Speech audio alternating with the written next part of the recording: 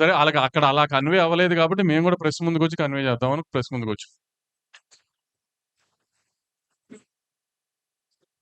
అంతే కదండి, రెంటల్కే చేయాలి. ఇప్పుడు అదే కదండి చెప్తుంది, ఆల్రెడీ ప్రొడక్షన్ లో ఉన్న సినిమాలు కాస్ట్ ఆఫ్ ప్రొడక్షన్. కాదండి, ఇప్పుడు దీంట్లో సార్ ఈ కండిషన్స్ లో ఇంకో ఆలోచిస్తేనండి, ఇప్పుడు రన్నింగ్ లో ఉండి రిలీజ్ కి దగ్గర ఉండి 50% అయిన సినిమాలు ఇవన్నీ, ఎందుకంటే మేము ప్రాసెస్ లో ఉన్నప్పుడే ఓటీటీలు సగం అయిపోయి శాటిలైట్లు అవ్వక నాన్ థియేటర్కల్ ఇబ్బందులు ఇవన్నీ ఫేస్ చేసినాక ఆ సినిమాలకి ఎగ్జామ్షన్ వచ్చేయాలి.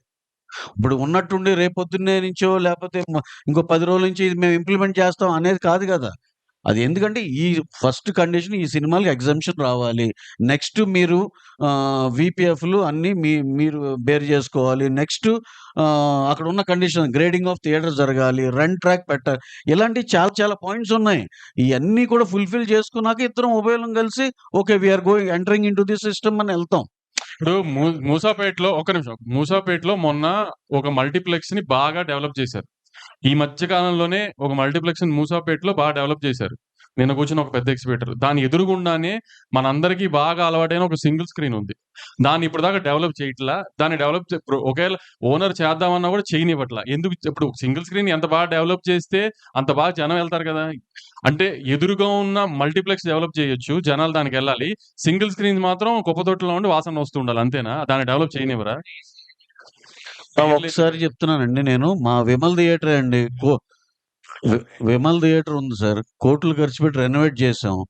ఇదివరకు అసలు ఏ ఆక్యుపెన్సీ లేని థియేటర్ ఇప్పుడు దాన్ని ఒక జనాలకి నువ్వు ఒక అప్ చేసి ఒక ఫెసిలిటీస్ కరెక్ట్‌గా ఇవ్వగలిగి అయి చేస్తే చూడండి సార్, మేము డెఫినిట్‌గా ప్రాఫిట్స్‌లోనే ఉన్నాం. మేము చెప్తున్నాం అది రెంటల్‌లో ఏసి ప్రాఫిట్‌లో ఉన్నాం. అంటే ఏంటి, కిటుకంతా ఎక్కడుంది? థియేటర్‌ని రెనోవేట్ చేయండిరా, నాకు శుభ్రంగా వాళ్ళు వచ్చి హ్యాపీగా ఎంజాయ్ చేసి ఎళ్ళే ఫెసిలిటీస్ ఇవ్వండి. టాయిలెట్స్ బావుండాలి, ప్రొజెక్షన్ బావుండాలి, సౌండ్ బావుండాలి, సేఫ్టీ బావుండాలి, సెక్యూరిటీ బావుండాలి. లేడీస్ వచ్చినా, ఫ్యామిలీలు సెకండ్ షోలకొచ్చినయి ఇయన్నీ కలిపి డెఫినెట్ ఫుట్ ఫాల్స్ పెరుగుతాయండి. వైజాగ్ ఉంది. వైజాగ్‌లో ఫ్లెక్స్‌ల కంటే సింగిల్ స్క్రీన్స్ రెవెన్యూ ఎక్కువ. ఎందుకంటే అక్కడ జగదాంబ గాని, మెలోడీ గాని, శరత్ గాని, సంగం గాని ఈ థియేటర్‌లన్నీ చాలా బావుంటాయి వైజాగ్ సింగిల్ స్క్రీన్స్. కాబట్టి దాని రెవెన్యూ ఎక్కువ అక్కడ ఫ్లెక్స్‌ల కంటే. ఇక్కడ కూడా సింగిల్ స్క్రీన్స్‌ని చేస్తే రెవెన్యూ పెరుగుతుందేమో తెలీదు గదా. ఇప్పుడు మల్లికార్జున భ్రమరాంబ ఒక పెద్ద ఎగ్జిబిటర్ దగ్గర లీజ్‌లో ఉన్నాయి. గత 20 ఏళ్లగానో, 10 ఏళ్లగానో. దాన్ని ఎందుకు డెవలప్ చేయట్లా? ఎందుకు దాన్ని బెటర్ చేయట్లా? శ్రీరాములు ఎందుకు బెటర్ చేయట్లా? గోకుల్ ఎందుకు బెటర్ చేయట్లేదంటే ఎవరి దగ్గర ఆన్సర్స్ లేవు గదా.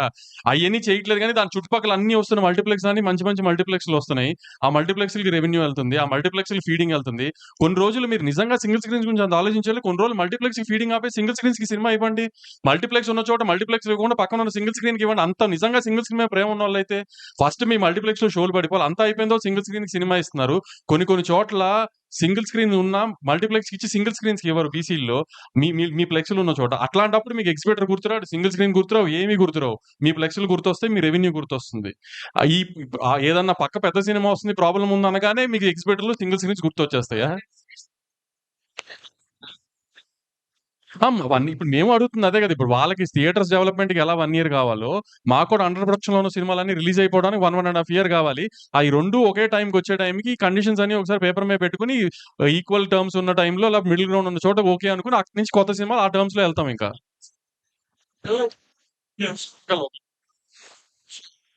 కాబట్టి వాళ్ళేంటంటే పర్సెంటేజ్ ఇవ్వకపోతే మేము ఆడము అన్నది క్లారిటీగా చెప్పారు. So something around 24 theatres or 23 theatres.